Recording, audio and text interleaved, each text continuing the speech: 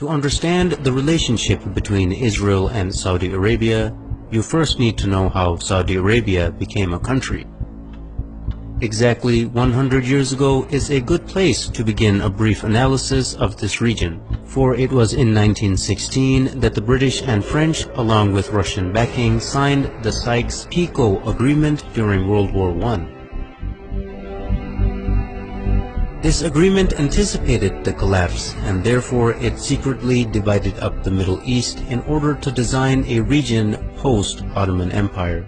In 1917, the year following the agreement, the Zionists had gained sufficient influence and control over the British government to get it to issue the Balfour Declaration, which promised Jews a homeland in Palestine.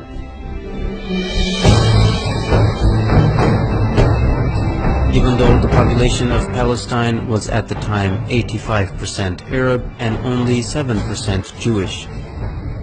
The defeat of the Ottoman Empire by British imperialism in World War I left three distinct authorities in the Arabian Peninsula. In the west, the Sharif of Hijaz; in the north, Ibn Rashid of Hayl; and in the east, Amir bin Saud of Najd with his religiously fanatical followers, the Wahhabis. Britain got the most help from the Sharif of Hijaz, who led the Arab revolt against the Ottomans and helped the British defeat them. In return for his support, the British had agreed and promised him the establishment of a single Arabian country from Gaza to the Persian Gulf.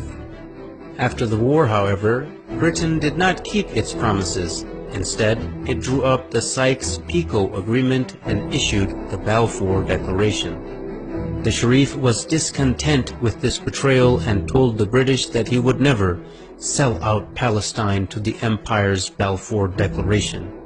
He would never allow the establishment of a Zionist state in Palestine or accept the new random borders drawn across Arabia by British and French imperialists. At this point, T.E. Lawrence, famously known as Lawrence of Arabia, was dispatched to bribe the Sharif and buy his support. When this didn't work, T.E. Lawrence turned to threats, which were also echoed by the colonial secretary Winston Churchill. Both men threatened to unleash Ibn Saud and his ferocious Wahhabis on them, whom they were already arming and funding for the sake of countering the threat of Ibn Rashid of Hayl, who also stubbornly opposed the establishment of a Zionist state in the region. In September of 1921, Hayl was attacked by Ibn Saud and they could not resist the vicious onslaught.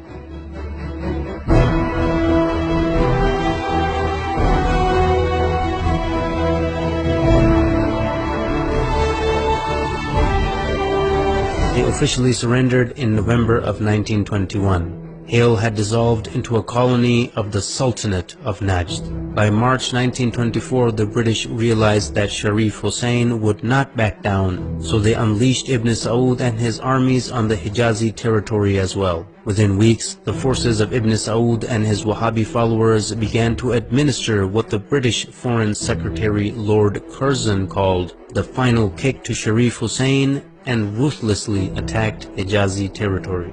By September 1924, Ibn Saud had overrun Ta'if, the summer capital of the Sharif. In mid-October 1924, Ibn Saud captured Mecca, the holiest place in Islam.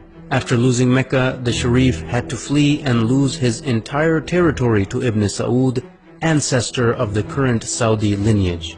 In January 1925, Ibn Saud had begun his siege of Jeddah, and the city finally surrendered in December 1925, bringing an end to over 1,000 years of caliphate rule which had begun after the demise of Prophet Muhammad.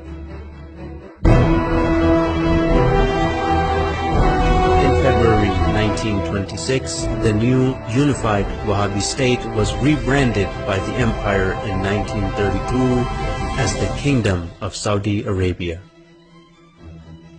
As you can see, right from the start, the man who, as a matter of principle, opposed a Zionist state in Palestine was kicked out of his own land. Yet the man who was willing to allow a Zionist state to be created was paid off handsomely and given an entire new country to exploit and dominate. Even today, any nation that is opposed to the legitimacy of the Zionist entity are being destroyed one by one, while the nations that support the existence of the Zionist entity, like Saudi Arabia, are being compensated handsomely for their subservience. Are there any similarities between the Wahhabi and Zionist ideologies, who seem to be completely opposite, but both the creations of the British Empire?